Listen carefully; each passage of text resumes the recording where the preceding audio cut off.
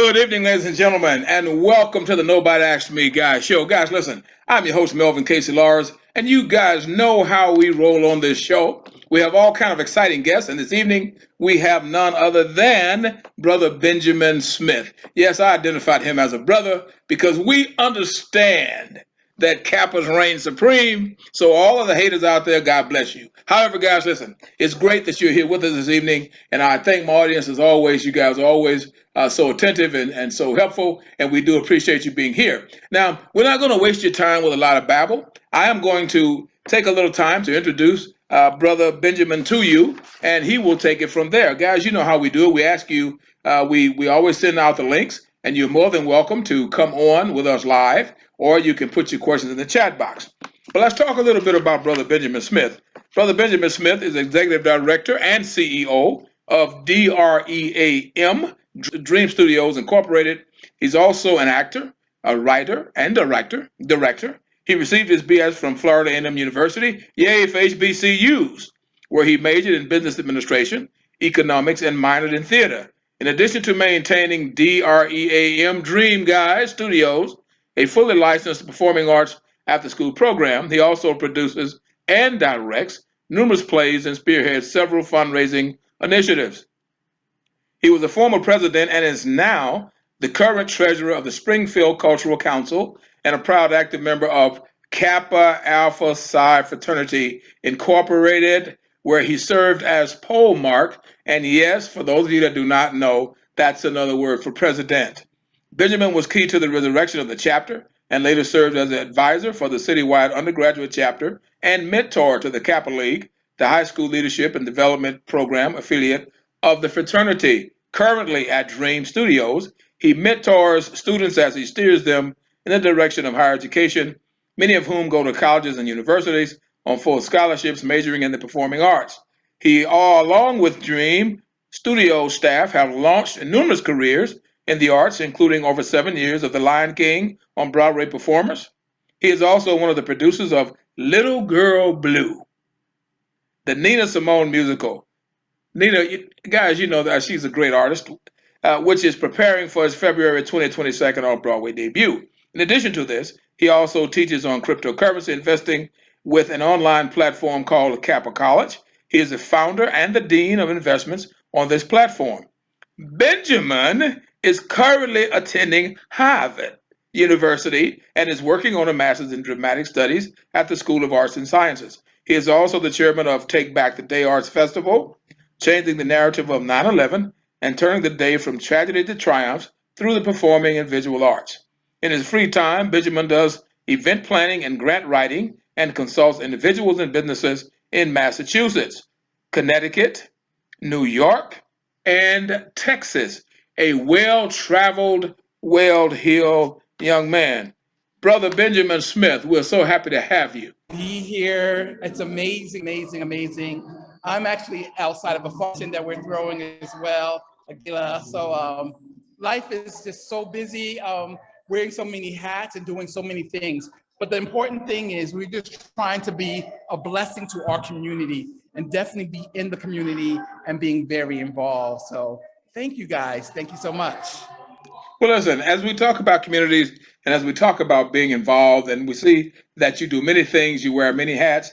And right now, listen, it could not be a better time for us to sit down and talk when you are actually doing your due diligence by doing what you do. So, as we kind of dive into this endeavor, you and I talked briefly about you having several individuals that you mentored that were involved, maybe as characters or individuals in The Lion King, and we talked about Lady Blue. And can you just kind of share a little bit with us about exactly what Dream is and how it came about? Definitely. Well, DREAM stands for dramatically reaching everyone's artistic mentality. It's my job to find the artist in each and every individual. So what I do is I find the task, the thing that they can do best, and I shine a light on that. So in the community of theater, there are so many people. Not everybody's on stage. There's people behind stage. There's people building sets. There's people doing lights. There's people doing costumes. It's such a big, vast community. So as Dream, dramatically reaching everyone's artistic mentality, I find a place for everyone to be involved in the performing in visual arts. Now, I've done several events as director, but some of the greatest things I've ever done was I've worked with Disney, and we had children who have done Lion King for over 7 years, and it's been amazing, both on the Broadway and on tour. So that has been just an amazing journey, because once a child does Broadway and they do Lion King, it really changes their life, because not only are they earning a lot of money, but they're also banking a lot of money, so that when they turn 18, they end up with over $100,000 that they can actually use for college. And one thing about my program, Dramatically Reaching Everyone's Artistic Mentality, is we want our students to dream high and think about going to college. So it's very, very, very important for me as their director to be a college graduate from an HBCU, and also to put other teachers in front of them as well, who are great role models, who can actually be a light to their platform in the arts. So developing the children one at a time, dramatically reaching everyone's artistic mentality.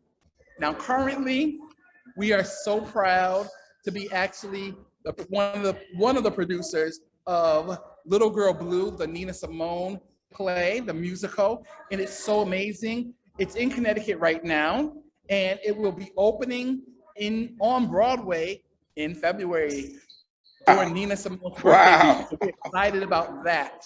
So we are just making strides, and we wanted to change the face of theater. We want to change the face of theater because, we look at Broadway, and Broadway, they call it the Great White Way, and it's okay. But you know what? We want to put a little bit of color there, and not only be the tap dancers in the back, but also the lead performance in the front, in writing and producing and directing. So it's an amazing, and if you see what's going on Broadway right now, the tables have turned, and we're so excited about what's going to come in 2022. So definitely, this is the moment, and we are here, and we are glad.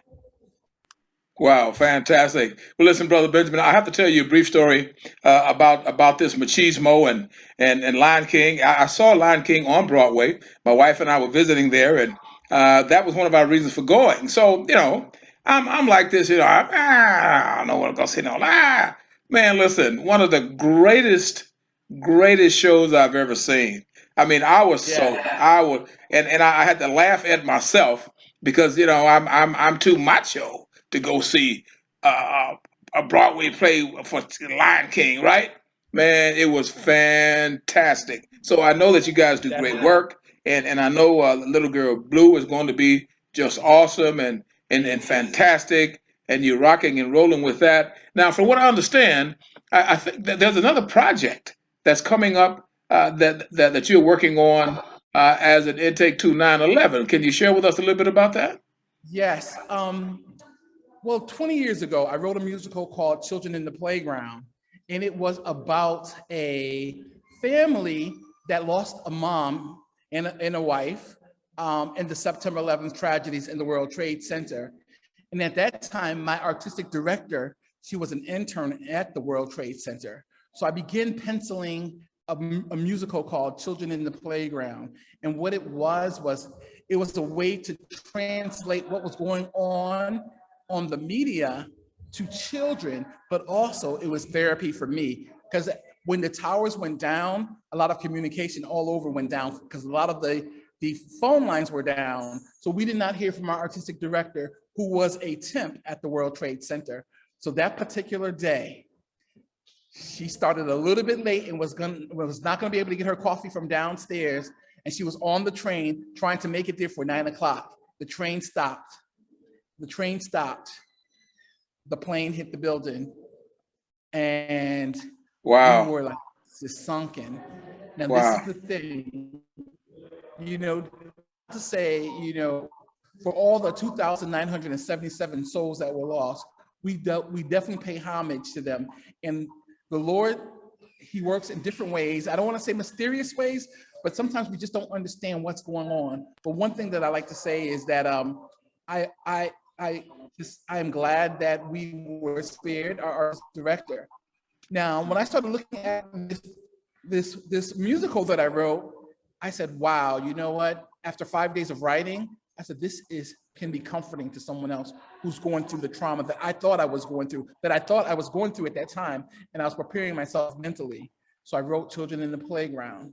Now, 20 years later, I got a scholarship, an award, and it was to produce a concert for Children in the Playground. But I'm like, this is 20 years, and I don't think a concert is what we need. We need to get into the grass and change the dynamics, change what 9/11 is. We need to change the narrative. And how can we do that? We need to make sure that everywhere around the world, around the United States, especially in the United States, we pay homage to those 2,977 souls. So we have a day called Take Back the Day. So we're taking back the day, and with Take Back the Day is paying homage to the soaring spirits through a festival that has art therapy and music therapy, which we feel is really important. We know that 9/11 is a number to a lot of people, but we want to empower it and change the narrative and make it a powerful day. And we can do that with community services all over the United States, random acts of kindness to neighbors that we may know or may not know, doing something different and doing something positive on this particular day. And that's how we can take back the day, take back the power. So one of the things I'm also doing at this event is that we're doing showcases of new and upcoming artists, and we're giving scholarships to artists, but we're also doing art. We're showing art exhibits, and we are featuring some amazing artists.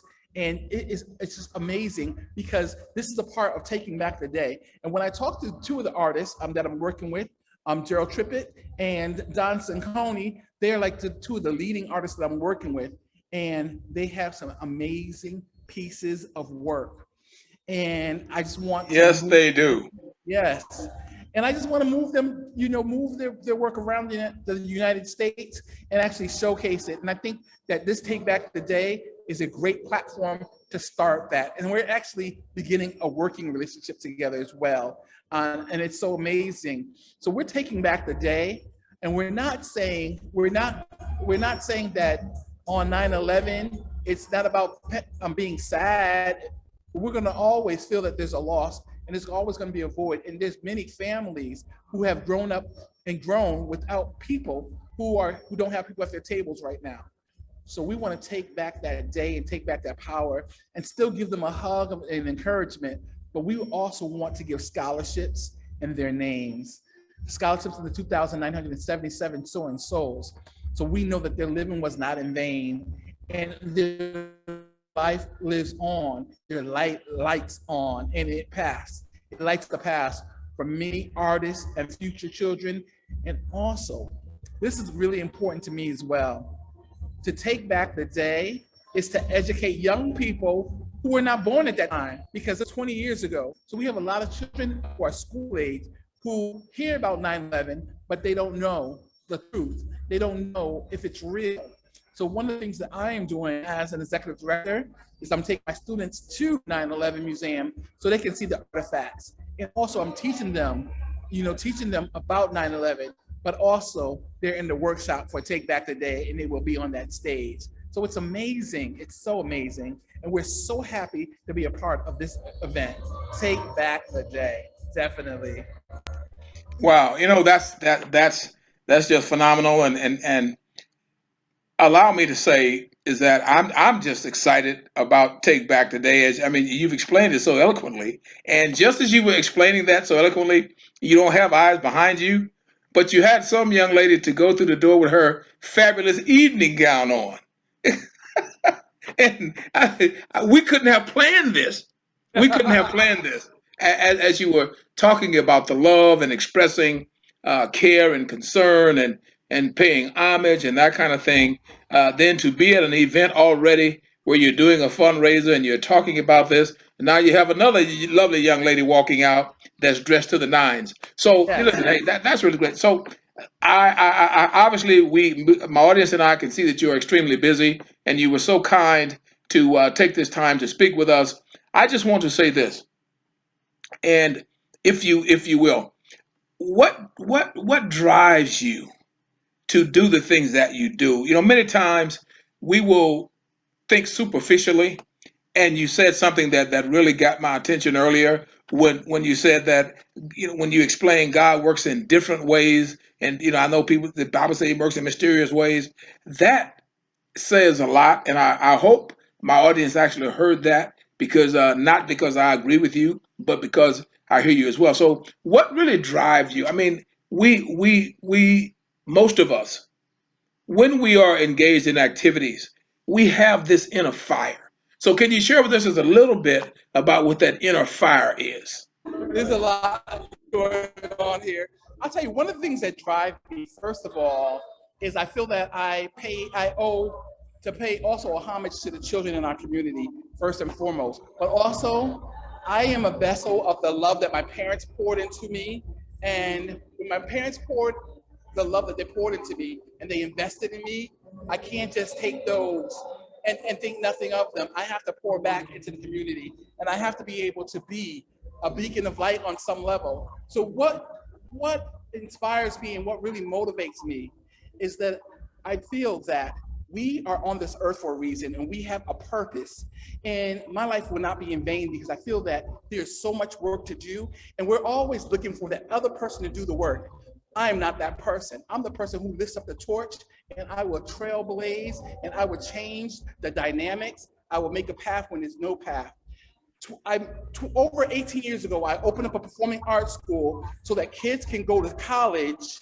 Kids can go to college on a performing arts scholarship, like I went to school on a performing arts scholarship. I'm not one who just sit in the back and complain and say, I wish, I would have, I could have. No, we can't be those people. We have to be trailblazers. So this is what's important for me. It's important that we change, we don't complain. If we see something that we can do it. We are here to work. And one of the things that we say at my school, we say not only are we dreamers, we are visionaries. We set our sights and then achieve. I can do anything through hard work, and that I do believe. If the world was a stage, I demand a leading role. I'm the master of my craft.